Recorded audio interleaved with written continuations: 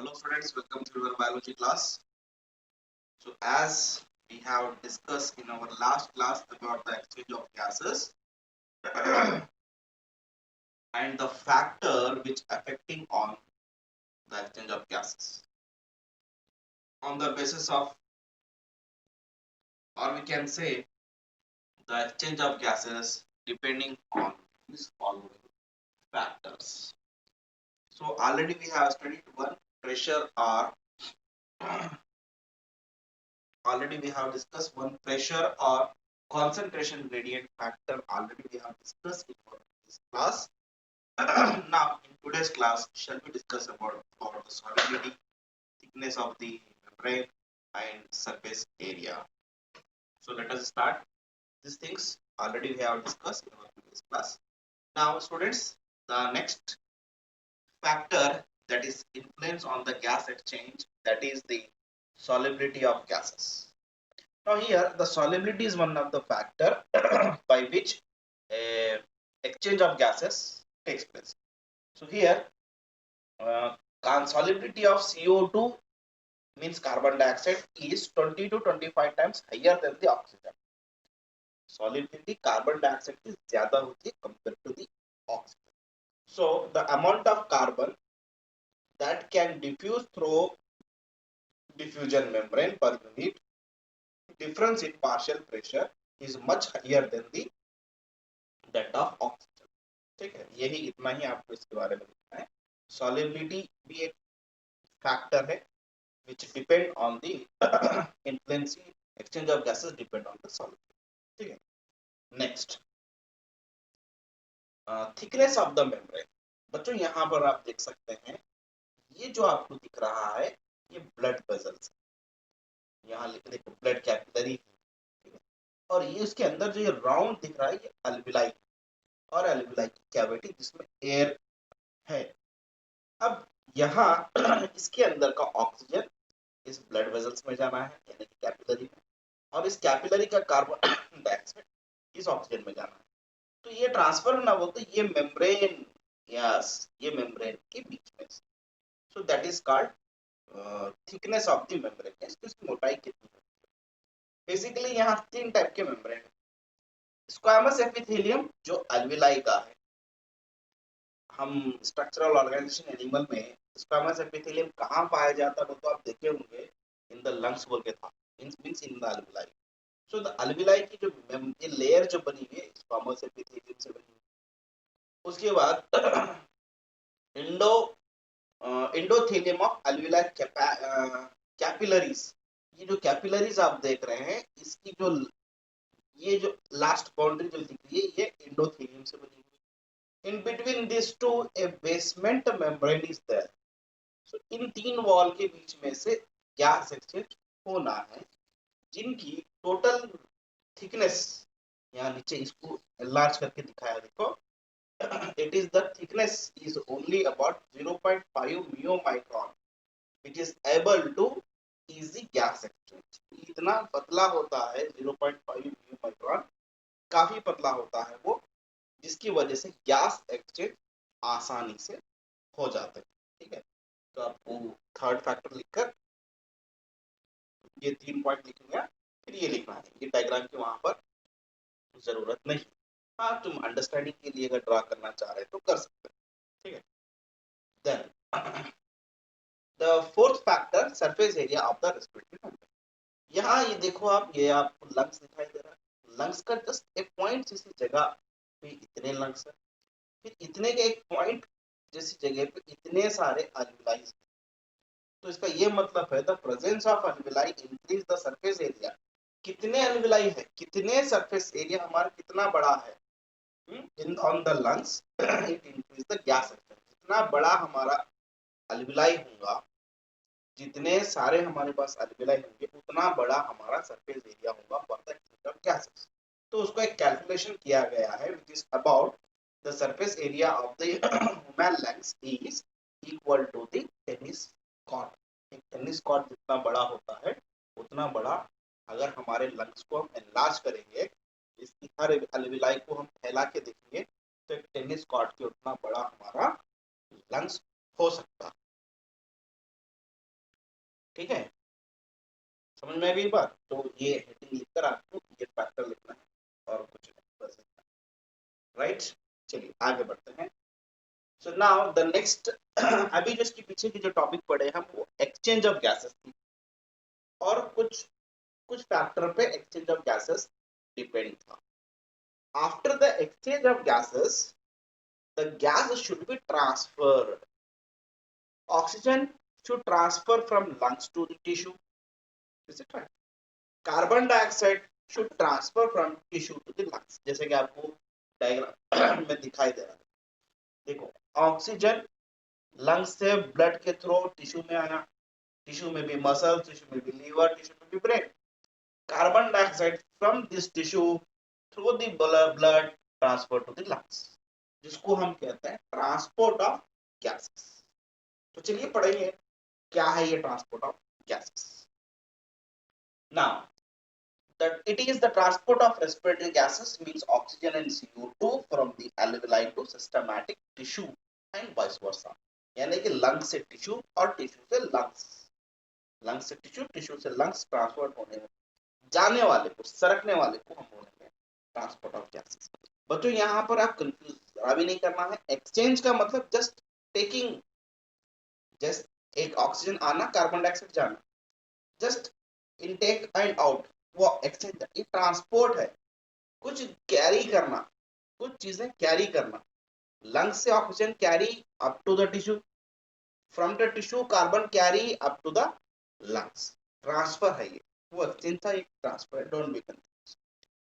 Exchange of gases will be asked in the examination for 5 marks. Transport of gases will be asked in the examination for 5 marks. Two gases are there and both are asked in the examination separately. Okay. Now, the transport of gases, how many gases are there? Yes, two gases. Oxygen transport, lungs the tissue. देखिए यहाँ पर lungs से लेकर tissue तक, carbon transport tissue से लेकर lungs तक। Oxygen transport होने के दो वे, एक फिजिकल सॉल्यूशन ब्लड प्लाज्मा, दूसरा ऑक्सी हीमोग्लोबिन। कार्बन ट्रांसपोर्ट होने के तीन रास्ते हैं, as carbonic acid, as carbaminohaemoglobin and as bicarbonate.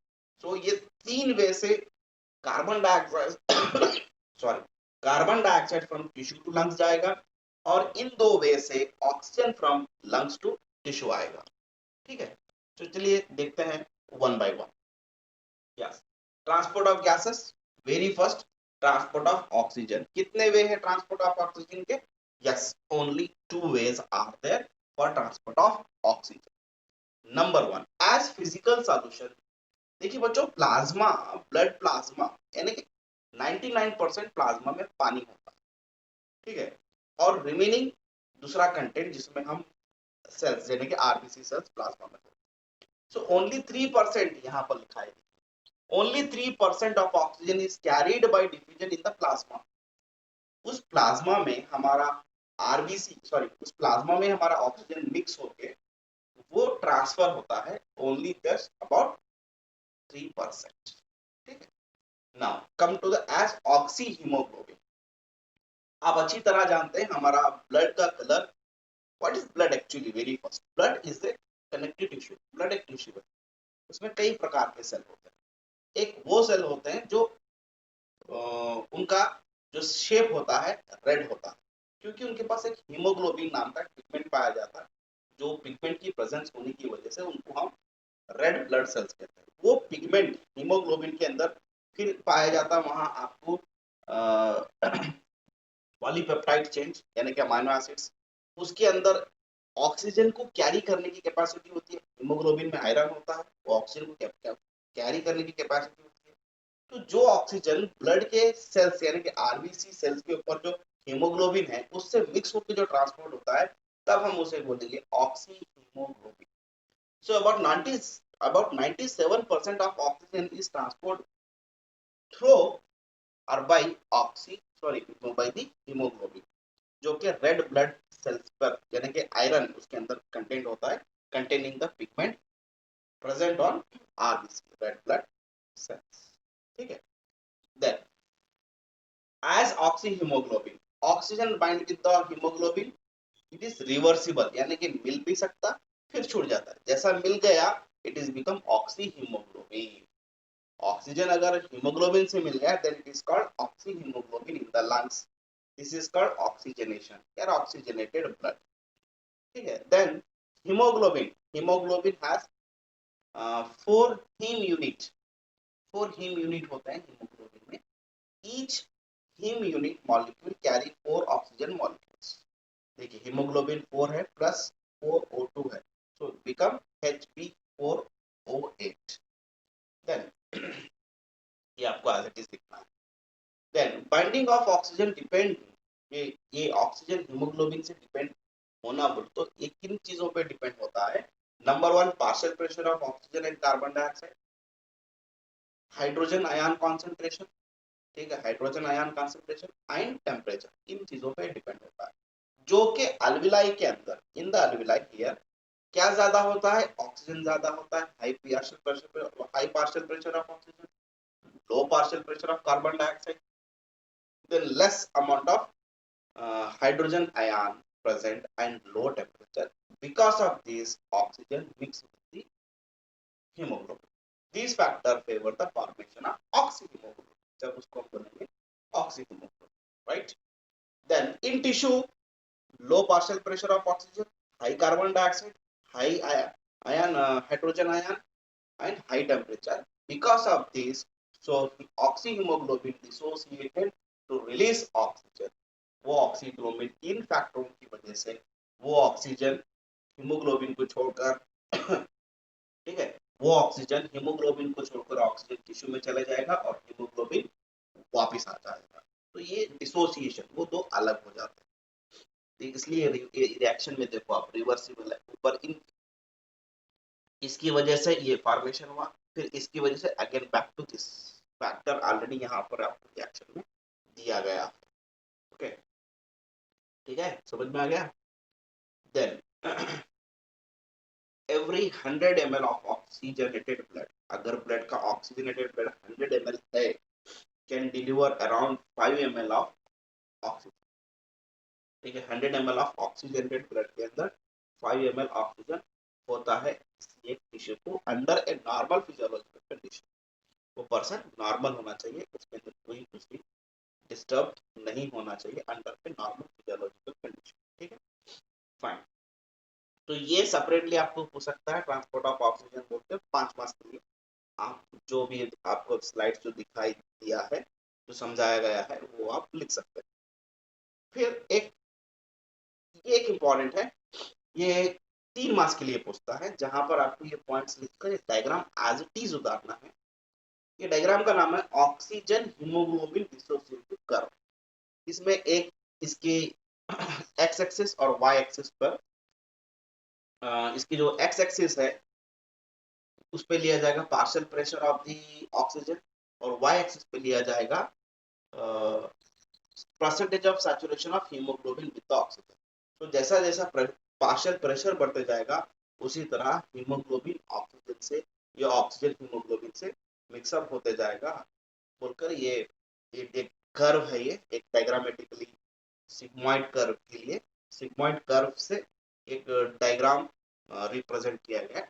This will be asked in the 3 marks, जो आपको ये 2 पॉइंट्स और ये डायग्राम वहां पर लिख देना। ठीक है students, so I hope you people are got this points, while in the next class we will be continue the next point. Thank you.